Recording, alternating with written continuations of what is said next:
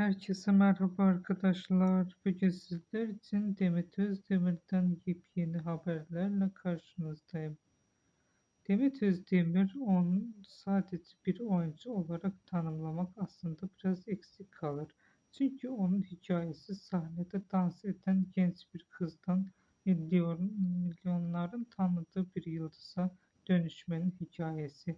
Kendi sözleriyle hayat bana hiçbir şey kolay vermedi ama ben hiçbir zaman vazgeçmedim. İşte bu cümle onun karakterini en iyi anlatan detaylardan biri. Kariyerine dansla başlayan Demet Özdemir sahne ışıklarla ilk adımını bir dansçı olarak attı. Enerji, disiplinli ve sahne hakimiyeti kısa sürede dikkat çekti. Ama o sadece bununla yetinmek istemedi. İçinde daha fazlası vardı oyunculuk. İlk dizilerinde küçük rollerle kendini gösterdi. Ama zamanla performansı gelişi, kamera önündeki doğallığı izleyicinin ilgisini çekti ve bir gün geldi başrol oldu. Bugünlük benden bu kadar arkadaşlar. Hoşça kalın.